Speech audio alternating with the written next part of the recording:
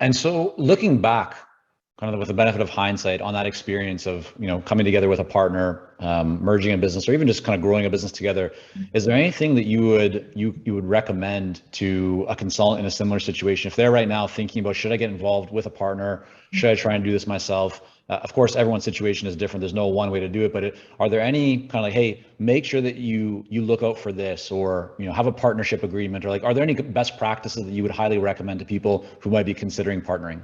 Yeah, we actually got the best advice that I still talk about. Was the best business advice I ever had. We had a lawyer putting together a partnership agreement, and he said, negotiate the divorce as you negotiate the marriage. And Mm, so the two of us, as we wrote what each of us was bringing to the table, because we'd write it down, these are the clients we're bringing to the table. This is how much money we both put in the same amount of money. We'd also set up our business as a partnership of our two corporations so that we could put our own personal expenses through our own business, so there would never be an argument about any expenses going through the joint business, right?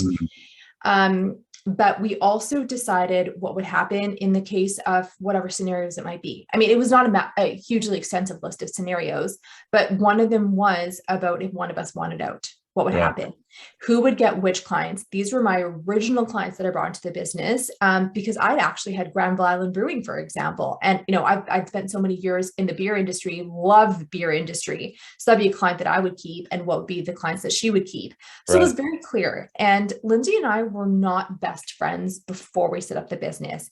And I think that was a really nice thing, because in life, we tend to have expectations of our best friends.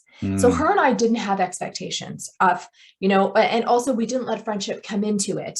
We definitely, like any business partners, we had issues, but not a lot. And if we did, we actually just discussed it over email, because it would take the emotion out of it, right? That you could just have a very neutral conversation. And honestly, maybe it'd be about 10 times that we would just end up having these conversations throughout our 10 years of business. But knowing what it is that each of us wanted, if the business didn't work or there was an exit, allowed it to be so much smoother. And ultimately we kept to that when we did dissolve the business. Although, you know what, I'm like, here's the clients. And I think one of the things that when you do a business exit is that you need to know what your goal is. And I know that my lawyer was like, what is it that you want from a dollar perspective? And for me, it wasn't about the money. I mean, the money's great, don't get me wrong. But for me, mm, the exit was about the freedom to do the next things. mm-hmm. And so what is it that would allow me to do the next thing? Because I'd actually found another buyer that Lindsay didn't want to sell to, because she didn't want to work for somebody else.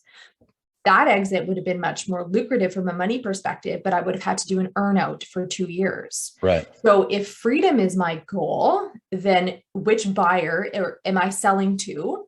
And what is it that's going to fulfill my desire to be able to go on to the next chapter of my life?